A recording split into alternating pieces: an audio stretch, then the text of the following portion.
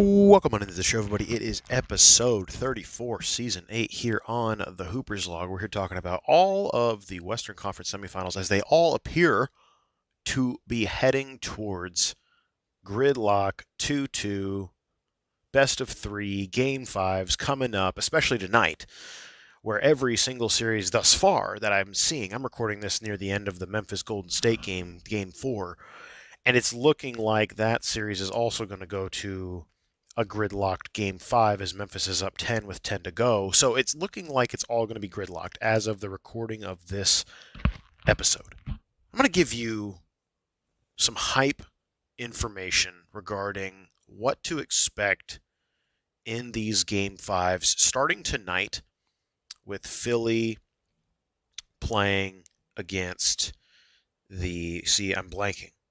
That's not good. Philly will be playing against the Miami Heat, the number one seed in the Eastern Conference, Phoenix Suns, and Dallas Mavericks. And then obviously on Wednesday, you've got the Bucks and Celtics and Warriors and Grizzlies. All game fives coming down the pike. Now, obviously, by the time we come to our next episode, everything will be figured out. I mean, I wouldn't anticipate any game sevens taking place next week at this time. In fact, every series should be wrapped up by the time we get to a week from today. And one of the big things I want people to realize and recognize as they are watching these next potential 3 games of each series, as we head into all of these intense, epic game 5s to represent each conference in the Final Four of the NBA, is to analyze and see all of the adjustments that have taken place over the past week since the last episode we had, which was called Adjustment Season. Everybody's made adjustments. Now what comes into play is not just the adjustments, because you obviously have to account for the adjustments of the adjustments, because that's what we're going to see now. Now comes the want to with the adjustments of playing banged up, different, with intensity. It's that championship grit. It's that it factor regarding wanting to push through when the times get rough. And you have to look at the teams who have done this so often with chips on their shoulders to know what it takes to push through and to finally do it. And it's fairly obvious to tell what teams those are, looking at how this is all playing up, stacking out, however you want to see it. But looking at all of the teams in front of us whom we see and whom we're seeing play out, the Miami Heat obviously are more battle-tested than this Philadelphia 76ers team. Right? We can all say that the Miami Heat are more battle tested. You can make the case they've got the way better coach. You can make the case that Miami is a team that is built for these kind of moments, right? Tonight's game. They're the team, they're the game that leads off tonight's game. Philadelphia, Miami. They're going to Miami.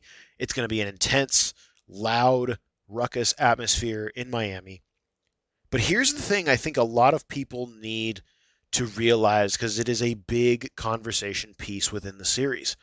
Joel Embiid coming back has made James Harden's life a lot easier in regards to breaking down where and whom and what is going to take place in regards to that next level. James Harden has been pushing through this tough period in his career for the last 5 years.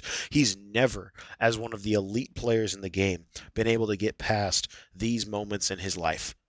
He's never been able to do it. And it's not to say he can't do it now. But knowing that Joel is back, the adjustments have been made for where they can do and where they can go and what they can do on the floor.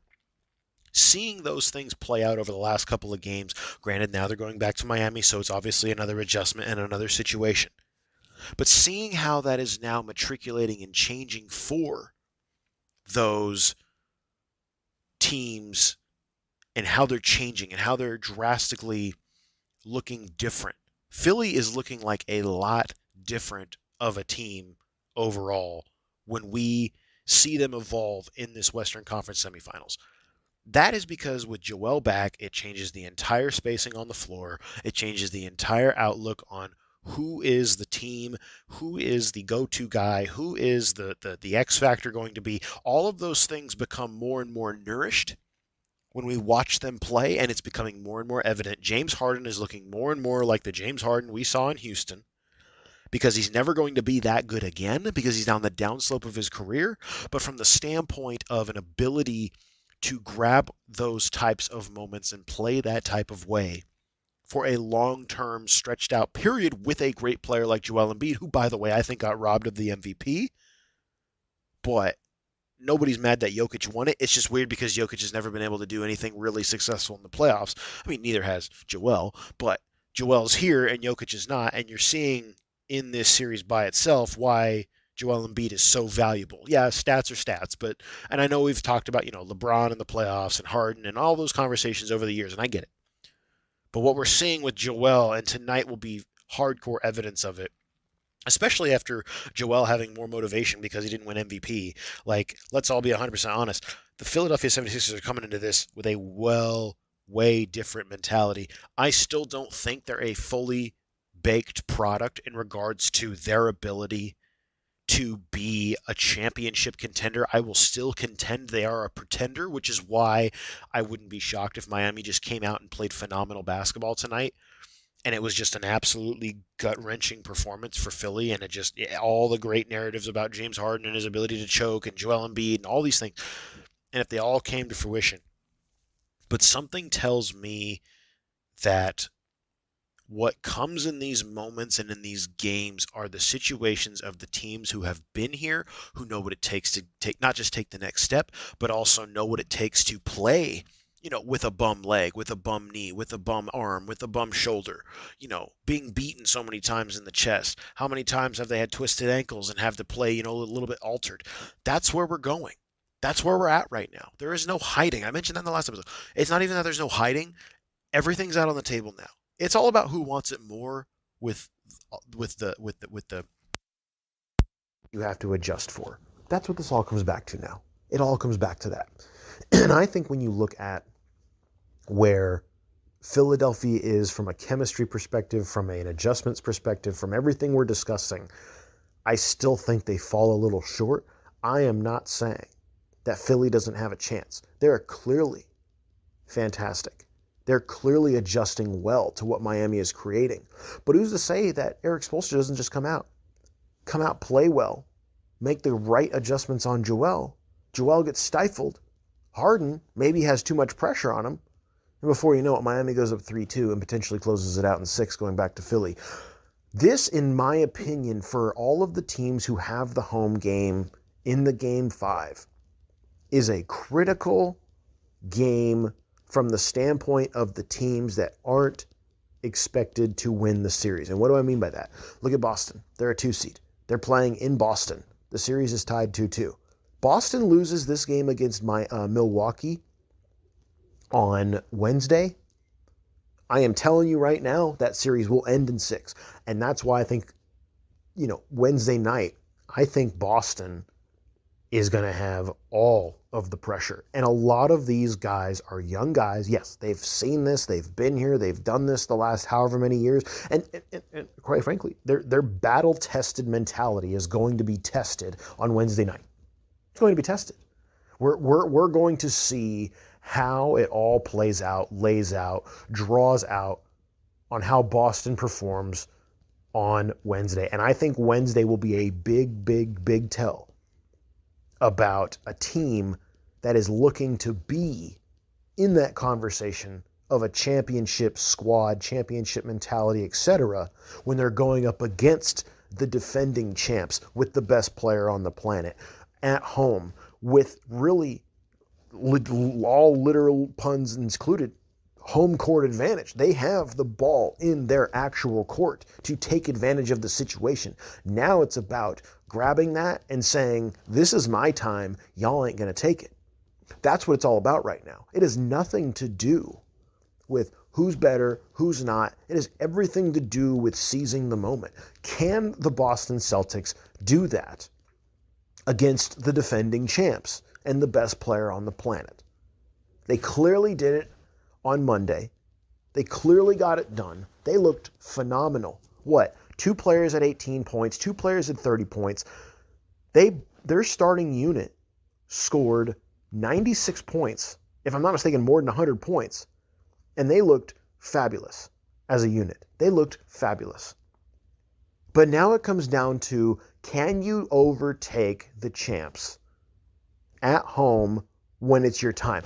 If Boston doesn't win on Wednesday, it's over Friday. It is over Friday. If Boston loses on Wednesday, they will not win on Friday. It will not happen. And I can guarantee that. Boston wins on Wednesday. It's at worst, it's going 7. And as we all know, game 7, who knows?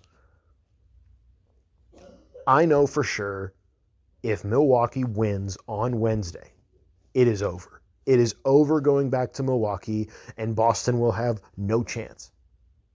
Because you have the opportunity now to extend the series at a minimum against the champs, take the lead while having home court, knowing that if you for some reason don't make it happen in a game 6, which is fine, you can go back home in a game 7 knowing that you got it done at your place with your back against the wall in a 2-2 tie. You know that you can go back home and you can do it because you did it 4 days before. You know that you can do it.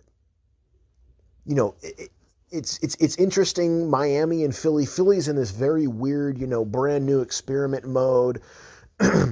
Obviously, we look at the Heat because a year and a half, 2 years ago, they represented the Eastern Conference in the bubble and all that stuff, and they got a great coach and all these things, right? But it comes down to who has more talent, who can perform at the, all those things, all those great, you say the words and there they are type of thing, not, really, really cliched layouts of how you can see things, right?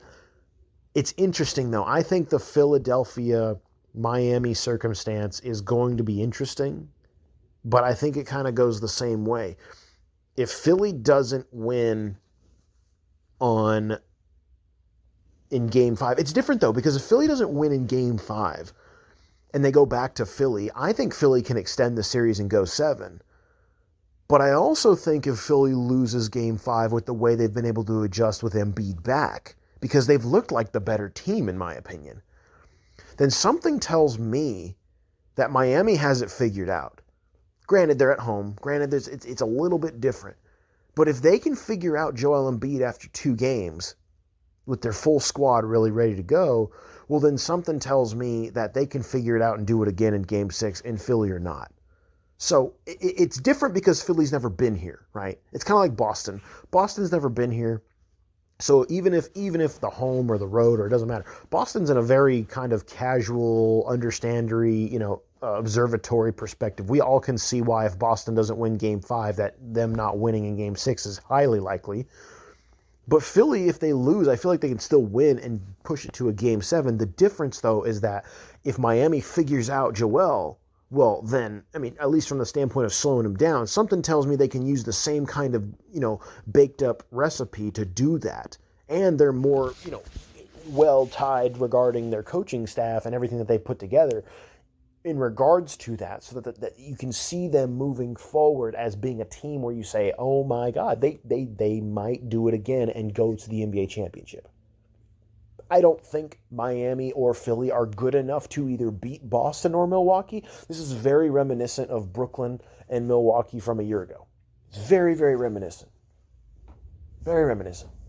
Where we looked at Brooklyn and we said, oh, damn, Brooklyn, if they beat Milwaukee, they're probably the favorites. If Milwaukee beats them, they should be the favorites, right? Because they're both going to play Atlanta, and then they were going to go play a Phoenix team that was incredibly hot, playing well, not prepared to win a championship, but a really, really, really good team, right? So stuff like that adds up and lines up to the way it comes through. But that's how I feel about Boston and Milwaukee. I feel like Boston is not quite Milwaukee from a year ago, maybe a couple years prior. But in regards to talent, in regards to overall layout of what they're putting together and who they are, I feel like if they beat the Bucks, that might be the step and all the step that they need regarding their ability to take advantage of whomever they play next, whether it's Miami, whether it's Philly. They have a complete unit, and you saw it on display Monday. They were absolutely lights out, incredible, and that's the kind of stuff that champions do when they're clicking on all cylinders. Now it just comes down to, do you want it more? Can you beat a champ? Can you do this, right? And that's the next step. But again, it's coming down to it. And I think, again, there's multiple layouts here. Boston wins Wednesday. I think that might be the push for them to at least get to 7 and win it, because that gives them the confidence, right? Milwaukee wins Wednesday, sew it up. It's over Friday. Miami and Philly is still, I think, a potentially 7-game series. I thought it would end in 6, and I think it still can if Miami wins on tonight, and they do what I think they're going to do, which is slow down Joel. But if they can't slow down Joel, I'm telling you, I think if Philly goes back to Philly and Joel knows what he needs to do, and James Harden keeps playing his way, and if Philly gets hot, they might just win the damn thing in 6.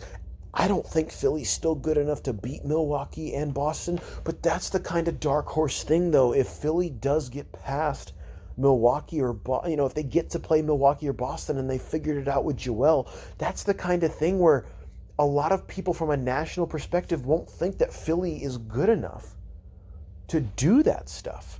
Not because of the 4th seed, not because of all that, just because overall they're such a new group. It's very similar to Brooklyn last year. They're such a new, put-together type of juggernaut that I don't think they're going to have a lot of pressure on them really to beat Boston or Milwaukee. So they might have a little bit of dark horse in them in regards to their ability to come out and play one of those two teams. So there is a lot riding down, riding around, riding through for the Eastern Conference playoffs. A ton. There's a ton that is still getting figured out.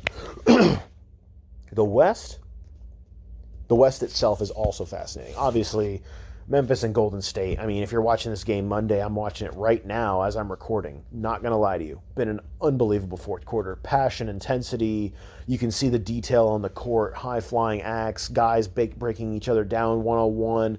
Really good defensive strategy, emotion. This is the pinnacle of what the sport's supposed to be. It really is the pinnacle. This is unbelievable. Less than 4 minutes to go. Memphis is up 1. Golden State's been playing fantastic. It's just great basketball. But on the other side, where you look at the Phoenix and Dallas series, I was mentioning this to a bunch of people the other day, and seeing Phoenix play with Devin Booker back, they looked like a different animal. And I'm going to go back in time a little bit for this conversation, because when you look at the Phoenix Dallas Mavericks conversation, right? When you look at that entire conversation regarding the Phoenix Suns and Memphis and Dallas Mavericks, go back to Friday. When you look at the box scores, right? Obviously, Phoenix, the first couple games, beat the Mavericks, and frankly, they beat them pretty handily. They weren't close by any means. But if you go back to Friday, when again the adjustments start to take place, and you go home, you get some home cooking, you understand what's going on, you know your arena, you know your play. Look at these box scores. This is what fascinates me about the Dallas Mavericks in this one lonely regard. Luka Doncic's box line. Okay, it's incredible, right? 23. This is game 3. Luka Doncic, 26 points, 13 rebounds, 9 assists, 2 steals. Only 11 of 25 from the floor. That's an okay night. Like, for a star, that's an all right night. That's what you're supposed to do. But it's nothing spectacular. 2 of 7 from 3, 2 of 5 from the free throw line. He was basically an ordinary Luka. He wasn't a superstar Luka. Yeah, his box score was great, but he wasn't out of the ordinary phenomenal. He was good. His plus minus was 20. He was good, but he wasn't the reason they won the game. Obviously, Luka existing is a huge reason for why they're even successful. But Jalen Brunson going off for 28 and 5 with 4 rebounds, on top of Finney Smith, Reggie Bullock, 15 points. Reggie Bullock, yeah, he was 4 of 10 from 3, and obviously Finney Smith had 4 3-pointers as well, 4 of 11. But this was a complete team effort, and we all know the prowess of the Mavericks regarding defense. They only gave up 94 to the best team in basketball. This day and age, when you give up less than 100, that is absolutely starstruck incredible. And they did that with Luka Doncic scoring 26 points. I want you to tell me, for a vast majority of the regular season, if you had told me a team that won 65 plus games in the Phoenix Suns, a team that was this dominant in the regular season, who was this good, who's been this good for 2 years now, sitting back, looking at them, seeing how they're playing out, right? Phoenix, they're really the favorites to win the title and the favorites to win the championship. And I know you can have an off night. You can play poorly. Phoenix, they didn't play awful. The only guy who played bad was Miles Bridges. He had 12 points, 5 of 14 from the floor. Everybody else from the starting rotation played all right. Maybe they didn't have a high percentage in regards to, high attempts. So they all really dished it out and played well in that regard. And maybe they just didn't maybe they didn't have enough attempts because maybe Dallas's defense was just that phenomenal. But when you look at the overall landscape, they had 17 turnovers. I heard Chris Paul had 7 turnovers. That was the most in his career or whatever in a playoff game or something to that degree. But when you look at the overall layout of how that game played out, Dallas played their own style. And they didn't even need Luka to handle the ball so much. You talk about a drastic change and a drastic evolution in such a quick manner into which they have figured out their ability to play their style of basketball against really one of the best teams in basketball, if not the best team in basketball. And then you go into Sunday when they played the Mavericks, and the Mavericks won 111 to 101. Now look at this box score. Devin Booker went off, right? 35 points, 7 assists, 4 rebounds, 10 of 22 from the floor. That's a fantastic game. He had 3 of 6 from 3, 12 of 13 from the free throw line. Devin Booker was a monster in that game. Everybody else? Chris Paul, 5 points, 5 rebounds, 7 assists. Again, Chris Paul. Nothing really that spectacular. In fact, pretty mediocre. I don't know if he got hurt. I heard something about him talking about, Dallas being gross or whatever in regards to their ability to impact people on the floor. But Phoenix looked stifled again. How many turnovers did Phoenix have in that game as well? Again, 17. 17 turnovers for the best team in basketball in back-to-back nights against a 4 seed with no pressure to do anything, no rushing to do anything. And again, Luka Doncic, 26 points, 11 assists. That's a great usage rate. Didn't shoot great from the floor. This is the point I'm trying to get at. Luka Doncic looks ordinary. He was 1 of 10 from 3, 9 of 25 from the field. Yes, he was 7 of 8 from the free throw line, which helps a lot. But he was nothing spectacular in the landscape of scoring the basketball. This came back to Finney Smith, Jalen Brunson, and that bench. Spencer Dinwiddie, Davis Bertans, and Maxi Kleber. 11, 10, 12 points a guy. Reggie Bullock, 7 points. Nothing spectacular. A couple clutch threes here and there. But Luka Doncic did not have to be Superman for them to win the ball games. Ever since the adjustments were made, ever since the opportunity for the Dallas Mavericks to take over and do what they needed to do to stifle Phoenix in whatever fashion that needed to be done, they did it. And they made guys uncomfortable. Outside of Devin Booker, they looked like a complete sham of what we expect them to be and what they've been the last 2+ years. That is insanely hard to do. And what I'm trying to get at is, from the overall picture, the Dallas Mavericks are a unit and a squad. For where when you look at them and you look at how they're playing and how they're putting things together and how they're all of a sudden clicking, these are the situations where historically teams who, they don't say momentum exists in the playoffs, because it doesn't. But when you see them play this way and you see them play this style where they can stifle an opponent that's this good, if you can stifle the Phoenix Suns the way you want to, either from a matchups, from a scheme, from a whether it's man to man or full court, or however they're doing it, however you have to stifle them and what you're doing, you can do that to other teams, and you can make that be the case for the long term without your star player playing to this level. The scariest part about Dallas is they have been a team all year long that is banked on the productivity of Luka Doncic, whether it's passing, whether it's shooting. It doesn't matter. They are banking on his ability to carry the ball and really carry the squad's ability to be productive, right? Very James Harden-y from the standpoint of James Harden doing what he did in Houston, right? Here's the difference, though. When he's not needing to be as productive scoring than what they're used to for him making the team successful, and they're also still being good, that's when you then create really, really hard schemes for the opponent in regards to who do I defend? There's 3 guys coming off the bench in limited roles who can put up double-digit points no matter where and what angle they come from. Guys outside of Luka can come in and provide productivity at a consistent rate. Where when Luka's not hitting, now you're coming at it from a different angle of, oh wow, we're playing shutdown defense and we've got other guys producing when Luka is playing ordinary. That is where you sit back and you say, very similarly to Philly, but in regards to the dark horse conversation, if Dallas can contend like this and play like this in a Game 5, when they're on the road, because again, they've only won their games at home. They're very young in their production and where they are overall, right? Nobody expects Dallas to win this series. I for sure don't. I think it's going to go 7 now, but I honestly thought with Devin Booker coming back healthy and with where they are overall, I thought the series would be more of a 5 or 6 gamer. Well, that clearly ain't the case now. Clearly going 6. But you look at how it's playing out, how it's becoming of that series.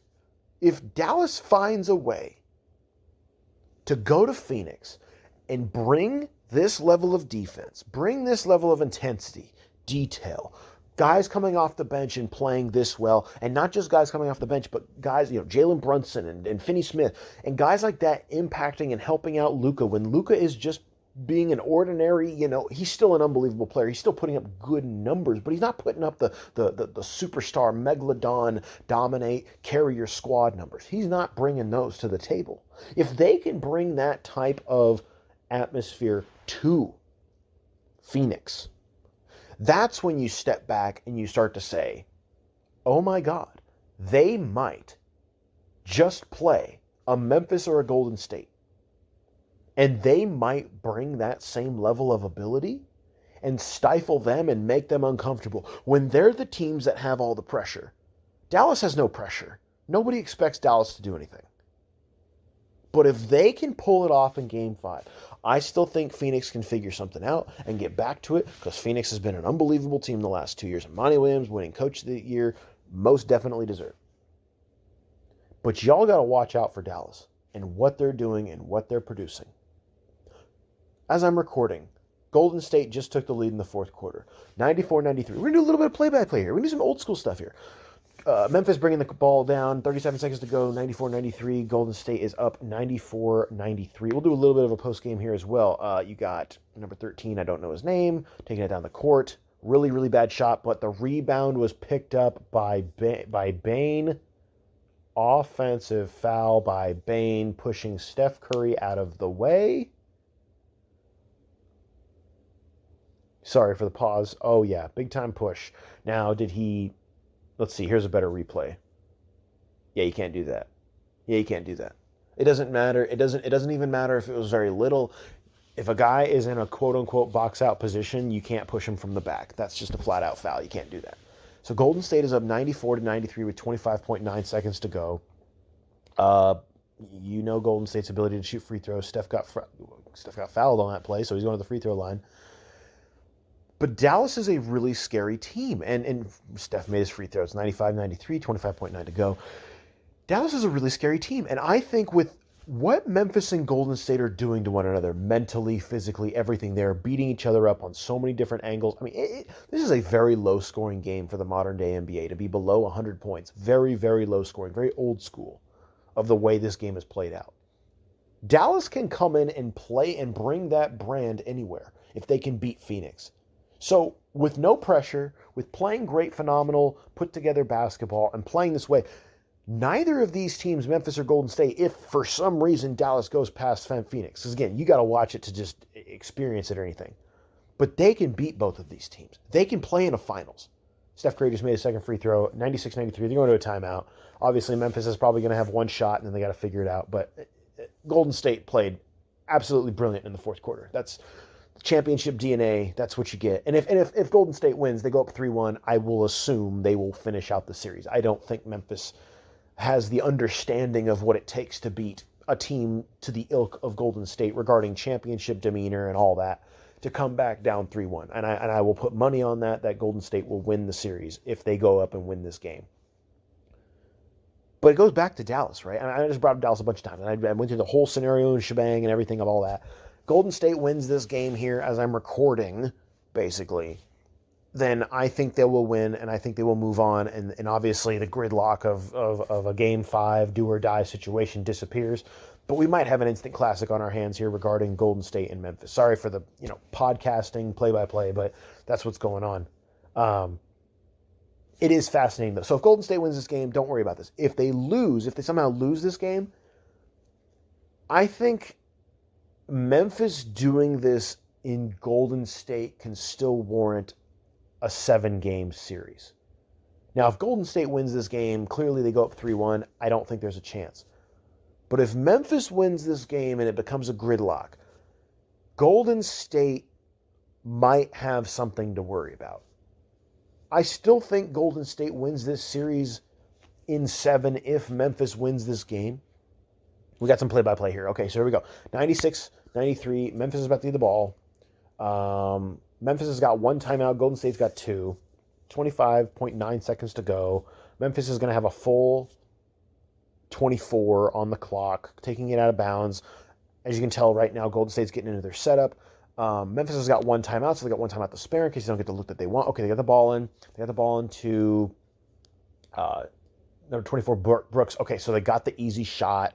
Brooks went up for the layup, 95-96, and Curry's been fouled. I'm assuming Curry's going to make both free throws. It's going to be a 3-point game, 19.5 to go. We're then going to go to a timeout. Curry's unbelievable at the free throw line, so I'm assuming he's going to make both. Golden State and Memphis, though, if Memphis wins this game, we look at them and we say their ability to play in an arena as tough as where Golden State plays regarding the championship, the demeanor, them as a squad, as elite as they are. I know obviously the entire squad isn't there, but when you got the key guys in Draymond, Steph, and Clay, in that regard, they have a different breed of ability to win games to the degree in which they have. So if Memphis wins this, pitches at 2-2, I still think Golden State would win it in 7. But Memphis has proven that they can still play at this ilk here. So going home, they should be able to bounce back and be able to win. Even if Golden State wins this game, they should be able to bounce back and win. But then they got to come back to Golden State for Game 6. That's the problem, right? And that's ultimately where the issue lies. Okay, so Memphis has not called a timeout. Golden State's up 98-95. And Memphis just took a horrible shot at the 3. Golden State's going to win this game. 98-95. Curry just got the ball. He's running around all hyped, which fair. I mean, they're going to go up 3-1 now. They're going to go to the Western Conference Finals. So delete my point about Memphis. They're not going to make it. There's no way. Like I said, I think Memphis can win Game 5 and push it to a Game 6, but there's no way.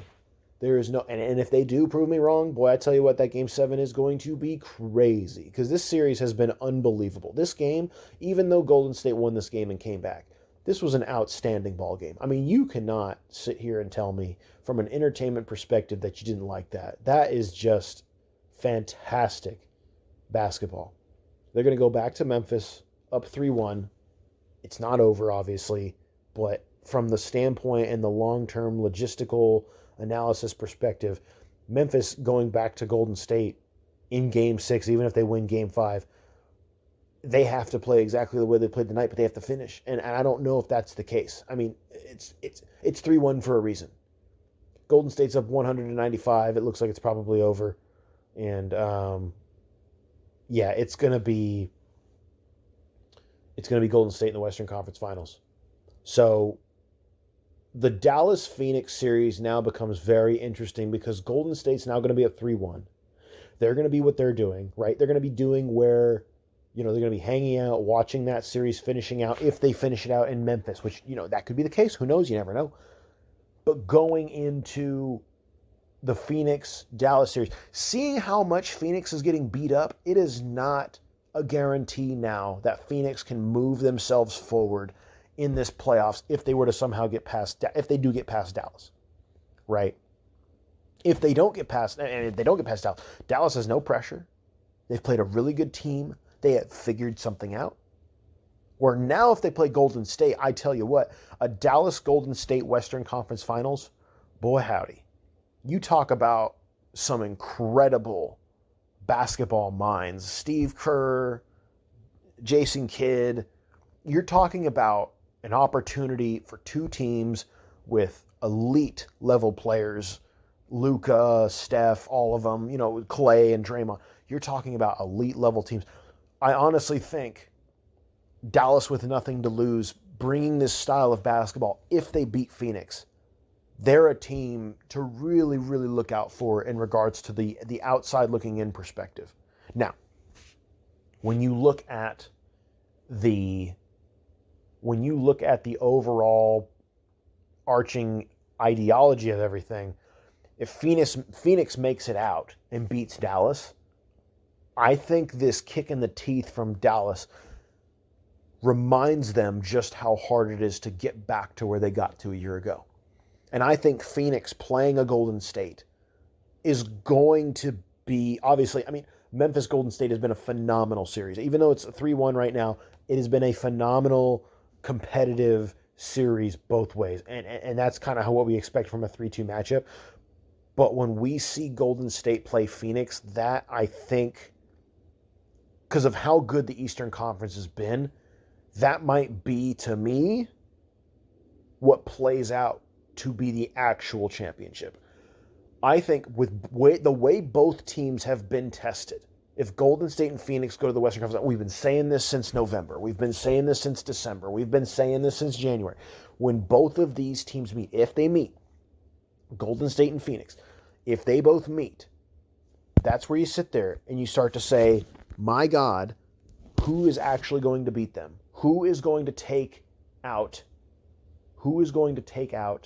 one of them going to the West when they've both been battle tested in the semifinals? Say what you want. Golden State's up 3-1. They have been battle tested against Memphis. Phoenix has definitely been battle tested against Dallas. If both of those teams make it to the Western Conference Finals and face off against one another, you're looking at a scenario where I think from a battle-tested chemistry, everything on the table for the chip perspective, I don't know who's going to beat them out of the East.